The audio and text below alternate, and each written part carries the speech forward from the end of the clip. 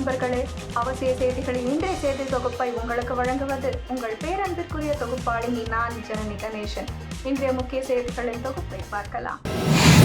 மத்தியில் ஆட்சியில் இருந்த காங்கிரசுடன் சேர்ந்து கச்சத்தீவு மீதான உரிமையை விட்டுக் கொடுத்தவர் கருணாநிதி. ஆனால் முதல்வரின் நாடகம்தான் கச்சத்தீவு மீட்பு தீர்மானம் என தமிழக பாஜக தலைவர் அண்ணாமலை குற்றம் சாட்டியுள்ளார். தமிழகம் முழுவதும் உள்ள பள்ளி கல்லூரிகளில் அடிப்படை வசதிகள் கூட ஏற்படுத்தி தரவில்லை என்பது வெட்கக்கேடானது என்று நாம் தமிழர் கட்சி தலைமை ஒருங்கிணைப்பாளர் சீமான் குற்றம் சாட்டியுள்ளார். திமுகவை வீழ்த்த வேண்டும் என்றால் அதிமுக ஒன்றுபட வேண்டும், பாஜகவுடன் கூட்டணியும் அவசியம் தேவை என்று சென்னை முன்னாள் மேயர் சைதை துரைசாமி வலியுறுத்தியுள்ளார்.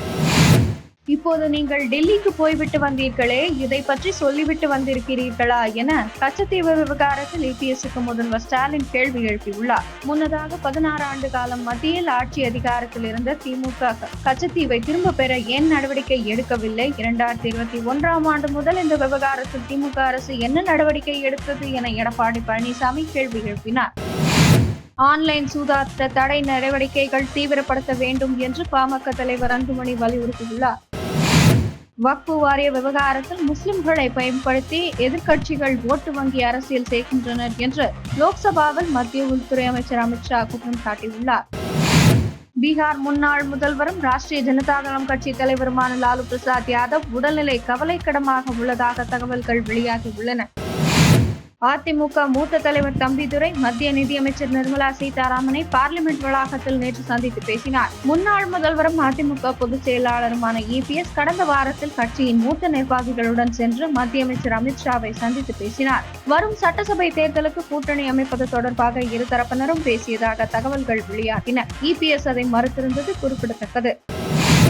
போர் நிறுத்தத்திற்காக அமெரிக்க அதிபர் டொனால்டு டிரம்ப் முன்வைத்துள்ள பரிந்துரையை தீவிரமாக பரிசீலித்து வருவதாகவும், ஆனால் தற்போதைய வடிவத்தில் அது ஏற்றுக்கொள்ளக்கூடியதாக இல்லை என்றும் ரஷ்யா தெரிவித்துள்ளது. ஜப்பான் உலகின் நிலநடுக்கங்களை அதிகம் சந்திக்கும் நாடுகளில் ஒன்று. ஜப்பானின் பசிபிக் கடற்கரையில் மெகா நிலநடுக்கம் ஏற்பட 80% வாய்ப்புள்ளது. மெகா நிலநடுக்கத்தால் 3 லட்சம் மக்களின் உயிருக்கு ஆபத்து ஏற்படும் என அந்நாட்டு அரசு கூறியிருந்தது. இந்நிலையில் நேற்று ஜப்பானில் சக்தி வாய்ந்த நிலநடுக்கம் ஏற்பட்டது. ரிக்டரில் 6 பதிவாகியுள்ளது என தேசிய நில அதிர்வு மையம் தெரிவித்துள்ளது.